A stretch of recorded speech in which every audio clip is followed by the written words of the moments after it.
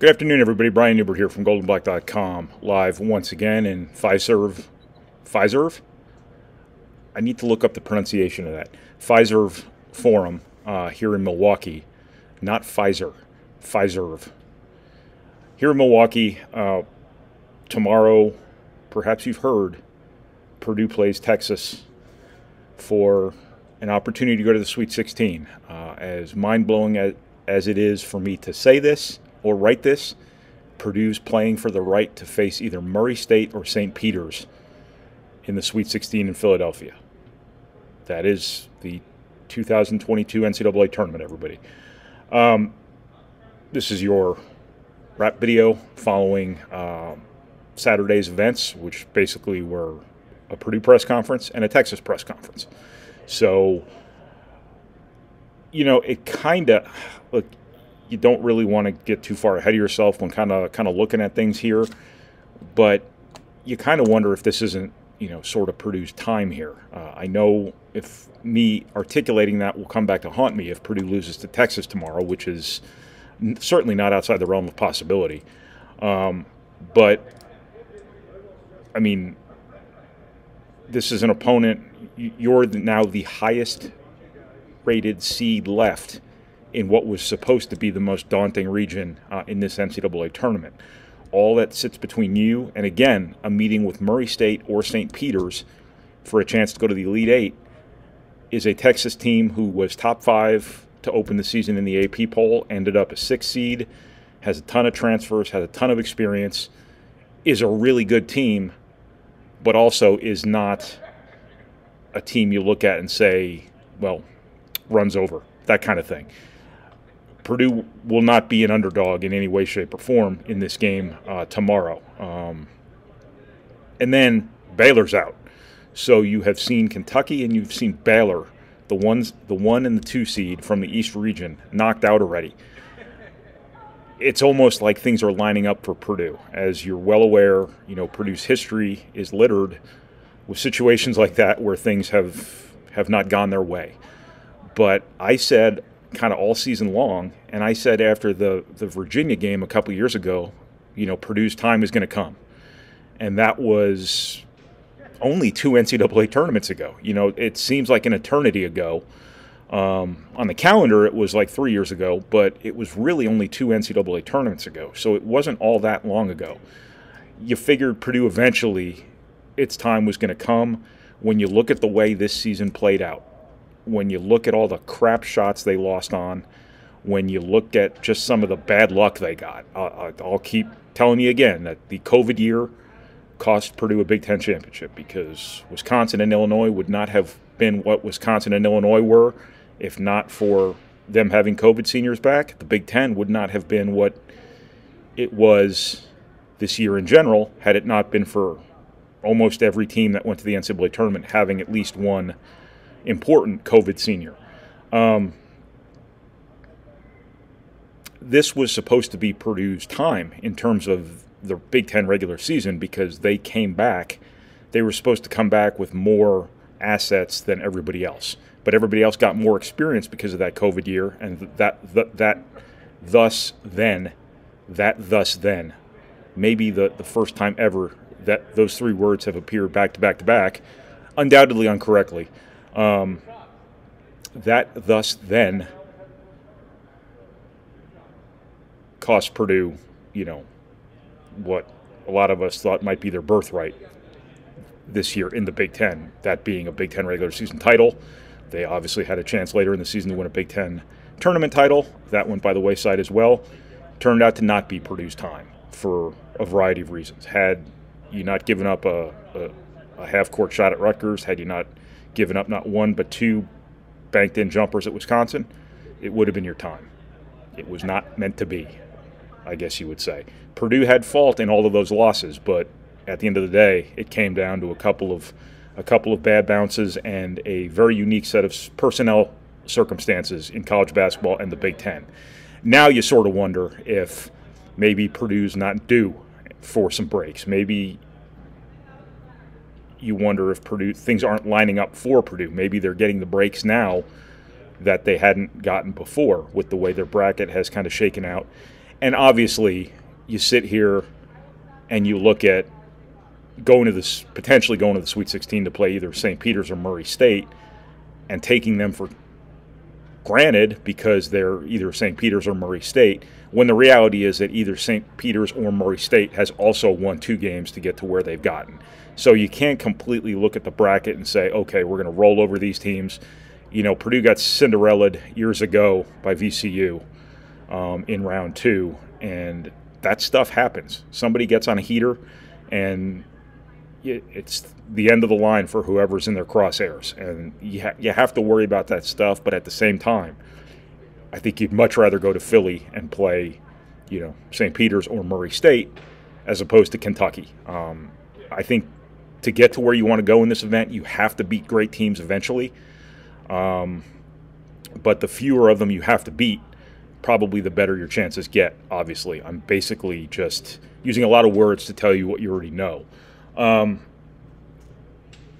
Texas is obviously the task at hand here, and quite a task it will be, because Texas is, you know, very good. They were ranked number 5 in the preseason in the AP poll for a reason. Things didn't go the way they weren't expected to go in that regard. Texas ended up 10-8 in the Big 12. But they're all seniors. They're all talented, or else they wouldn't be at Texas. And they're really good defensively. This is a physically mature, physical, defensive-minded team that, you know, would probably fit right in the Big Ten. They don't really play a Big Ten style of defense necessarily, because I don't know of anybody in the Big Ten who really does what they do. But everybody's kind of moving. A lot of people are moving in this kind of direction defensively. Purdue's moving in this direction defensively. When you look at what they do from a help perspective on defense, they don't do it as well as some other teams do. But conceptually, philosophically, it's about protecting the lane. It's about helping against the dribble. It's about trying to make people make contested plays against extra attention, things like that. Texas is really good at this stuff. I think they're a little bit vulnerable to people who can get the ball inside, to really good post players one-on-one. But that's going to be easier said than done, because Eric Hunter, Jaden Ivey, and Sasha Stefanovic are going to have grown men guarding them, and those grown men are going to be playing very hard, and they're going to make it very difficult for Purdue to get the ball inside. They're going to make it very difficult for Purdue to dribble. The key player in this game, you know, beyond the big guys, obviously you need the big guys to take advantage of being guarded by a 6'7" guy at the rim. But the key guy in this game, and obviously I could say this about like every game, but the key guy in this game is Jaden Ivey, because Texas's defense is meant to converge on players like him, to drive him to the sideline, to drive him to the baseline, to trap him, to make him make mistakes. And that is the single biggest key to Jaden Ivey's success in most every game he plays. When people build walls against him, when people converge on him, just move the basketball and let somebody else make a play, or let the ball move around, maybe get it back on the back end with a more advantageous situation, maybe an angle to attack, things like that. So he is going to be the focal point, I'm quite certain, of Texas's defensive game plan. He needs to outsmart them the best he can, and the best way to outsmart them, just be simple. Just when there's 2 guys on you, move it to a guy with nobody on him. Basic, fundamental basketball. But, you know, at this level, against this level of competition in these environments, you know, it's easy for blowhards like me to say that, and probably much harder in practice, not in practice, but putting something into practice to do that. So Jaden Ivey is the key player for Purdue, probably in every game the rest of the way, as he's been for, you know, weeks now, months now, and that will be even more true Sunday night against Texas. But I think, again, coming out of the Yale game, and Yale is Yale, Texas is Texas. Keep that in mind. But I think Purdue did everything right against in their first NCAA tournament game. I don't think you could really come out of that game and say, hey, you know, they didn't do this very well and they won anyway. I think they did everything they needed to do.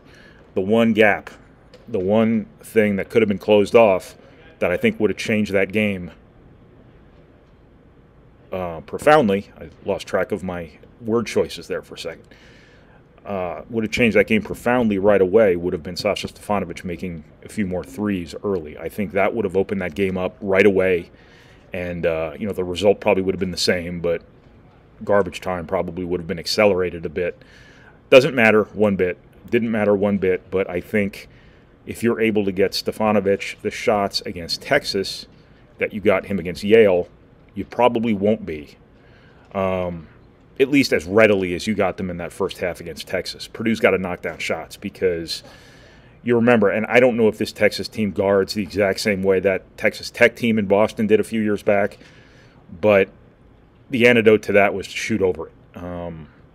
I think it's a little bit of apples and oranges between this team and that team. And I still will take to my grave, hopefully many, many, many years from now, that Purdue wins that game in Boston with Isaac Haas. Because Isaac Haas's absence allowed Texas Tech, which, by the way, had Zaire Smith and Jared Culver, both of whom ended up being first-round NBA draft picks, and very interchangeable guys who really caused you problems from a defensive perspective. It allowed those guys to really tee off on the Vince Edwardses and the Dakota Mathiases and whatnot, and really made things hard on them. You didn't have that big guy to play off who would have had a lot of one-on-one opportunities around the basket. Now you do. If you can get the ball inside one-on-one, assuming it's one-on-one, I'm not sure what Texas is going to do necessarily. There's going to be a second defender in the lane. Whether or not he's going to converge on the post when the ball comes into the post, I don't know, but there's going to be a second guy in there somewhere. But by and large, I think if Purdue can get the ball to the basket, I think I think Zach Edey and Travion Williams are going to get something resembling what they typically want, and it's going to be on them to be very efficient, but it's also going to be when the opportunities come for Purdue to make shots, to make those shots. That is groundbreaking basketball analysis right there, that when you get an open three against a really good defense, it's in your best interest to make that three, if at all possible. So, but I can't claim to be an expert on Texas's defense. I think, generally speaking, I have a pretty good idea of what they're going to do. I think those things can really make things difficult on Jaden Ivey if he doesn't make good decisions. But I think Purdue needs its best players being its best players once again. It needs the bigs to be really efficient around the basket. It needs Jaden Ivey to make the right decisions, even if that means he doesn't score very many points in this game.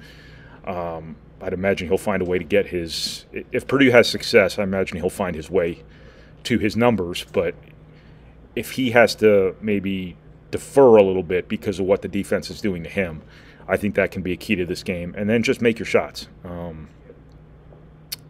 Again, groundbreaking analysis. It'll be interesting to see. I thought Purdue got a friendly whistle against Yale. I think everything that was a foul was generally called a foul. Whether that's going to continue as the opponents get better, bigger, physically stronger, and just better, I don't know. But the one thing the 27-33 at the foul line against Yale did for you was not just gave you 27 points, which was not insignificant, but also gave you some margin for error and also eliminated some of the things that have essentially accounted for turnovers for Purdue that weren't actually turnovers. I think it's really important for this team to just capitalize on those opportunities. Again, groundbreaking analysis, but I wrote kind of before the NCAA tournament about Purdue closing off its inefficiencies. And one of those inefficiencies was doing things well offensively, getting to the foul line, and then getting a fraction of what you could out of it. And essentially, at times, when you miss one-and-ones, making your turnover total even worse, because those, again, a missed one-on-one and a turnover, practically speaking, there is no difference. So Purdue making its free throws against Yale the other day was a really, really positive sign. Obviously, as has been the case with this team all year long, when there's something, it's concerned about, when you're concerned about with it, every time, sometimes, most every time, it seems to be fixed. The turnovers, some of the defensive struggles they've endured throughout the season. When you think it's fixed, 5-6 games pass by, and then it pops up again. So you don't really want to speak too soon on 27-33 against Yale being any sort of enduring reality for this team, but it sure is better than the alternative. So all the same stuff tomorrow against Texas as every other game. Just kind of hang in there defensively, do a good job on the defensive glass, don't turn the ball over, make your free throws, don't go 2 of 30 from three-point range. I don't think Purdue's capable of that sort of bottoming out. But you never know. When you rely on the three-pointer as much as Purdue relies on the three-pointer, that's always the dark cloud that can hang over your head sometimes. That's always on the table. It's always a possibility. But as I said before, it sort of feels like things have kind of lined up here a little bit. The last 48 to 72 hours have been pretty positive for Purdue in regards to its outlook for this NCAA tournament, and maybe it's just time. Maybe it's just Purdue's year. I don't know. Again, speaking too soon is a dangerous game, and I probably shouldn't have played it today by even mentioning anything related to anything that doesn't have to do with playing Texas on Sunday night. But that's kind of the elephant in the room right now. I know that's how fans are thinking. I know that's what people are looking at. I know people would be wise to not overlook this Texas team because they are good, they are talented, they are well coached, and it's not going to be easy for Purdue on Sunday night. But we'll see what happens here, and I will talk to you again late Sunday night following Purdue's game against Texas. It will either be a prelude to a trip to Philadelphia or our final wrap video of the season. Such is the nature of the NCAA tournament. So thank you, everybody. I'll talk to you again tomorrow night.